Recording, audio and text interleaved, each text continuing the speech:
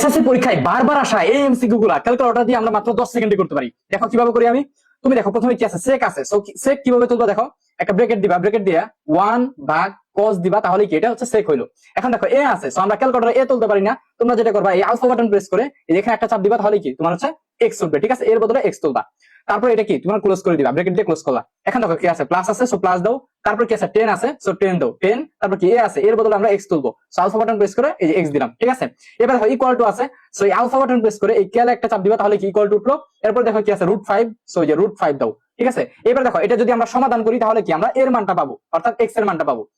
তাহলে সমাধান করার বুদ্ধি হচ্ছে ভাইয়া, এই শিফট বাটনে প্রেস করে এই ক্যালে একটা চাপ দিবা, আবারও শিফট বাটনে প্রেস করে আবারও কি ক্যালে একটা চাপ দিবা, তাহলেই দেখবা তোমার হচ্ছে এক্স এর মানটা, অর্থাৎ এর মানটা হচ্ছে বের হয়ে যাবে। দেখো এক সেকেন্ড, দেখো এই যে এর মানটা বের হয়ে গেছে। এখন দেখো আমাদের চাইছে কি সাইনে, তাই না। সো তুমি যে কাজটা করবা, দেখো এখানে কাটে দিবা, এই যে সাইন দিয়ে জাস্ট অ্যান্সার একটা চাপ দিবা, তাহলে দেখবা সমান দিবা।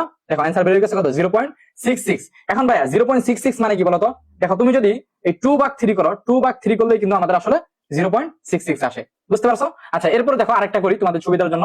2 নাম্বারটা যদি করি, দেখো সাইনে আছে, তাহলে সাইন এ দিব, তাহলে এর বদলে আমরা x দিব। আলফা বাটন প্রেস করে এই যে এখানে একটা চাপ দিব x, তারপর কি আছে প্লাস, সো প্লাস দিলাম। এরপর কি cos এ আছে, সো cos দিলাম। তারপর এ আছে, এর বদলে x দিব, আলফা বাটন প্রেস করে এখানে একটা x এর চাপ দিব, এই যে এই বাটনে চাপ দিব, ঠিক আছে। তারপর দেখো কি আছে, ইকুয়াল টু, সো এই আলফা বাটন প্রেস করে এই ক্যাল একটা চাপ দিবা, তাহলে কি ইকুয়াল টু উঠবে। তারপর দেখো কি আছে, 1 আছে, সো 1 দিবা। এবার দেখো এটা সমাধান করলে কি আমরা x এর মানটা পাবো। সো এই শিফট বাটন প্রেস করে ক্যাল একটা চাপ দিবা, আবারো শিফট বাটন প্রেস করে আবারো কি ক্যাল একটা চাপ দিবা, তাহলে দেখবা এখানে x এর মানটা পেয়ে যাবা তুমি। আচ্ছা দেখো একটু এক সেকেন্ড একটু ওয়েট করতে হবে। আচ্ছা এক্স এর মান ধরো হচ্ছে এটা আসছে। এখন তুমি যে কাজটা করো, দেখো এটা অ্যানসার সেভ হয়ে গেছে। তুমি এখানে দেখো 3 সাইন আছে, সো সাইন দিবা, তারপর কি দিবা, অ্যানসার দিবা, ঠিক আছে। তারপর আবার কি আছে, cos আছে, সো cos দিবা, তারপর কি আবার অ্যানসার দিবা, দিয়া তোমার এই সমান সমান একটা চাপ দিবা। দেখো কত বেরিয়েছে, 0 বেরিয়েছে। সো আমাদের উত্তর কিন্তু ক নাম্বারটা, ঠিক আছে। এইভাবে সেম ভাবে তোমরা যে কাজটা করবে, 3 নাম্বারের উত্তরটা অবশ্যই কি কমেন্ট বক্সে দিবা।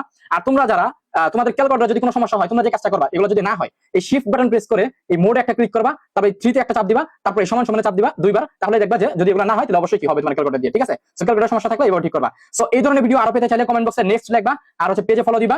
আর হচ্ছে আমাদের টার্গেট এ প্লাস কোর্স 6 মাসের টার্গেট এ প্লাস কোর্সে যদি কেউ ভর্তি হতে চাও, তাহলে এই নাম্বার জাস্ট একটা মেসেজ দিবা বা কল দিবা, তাহলে আমাদের 6 মাসের টার্গেট এ প্লাস কোর্সে তোমরা ভর্তি হতে পারবা বা ভর্তির বিস্তারিত জানতে পারবা ইনশাআল্লাহ, ঠিক আছে।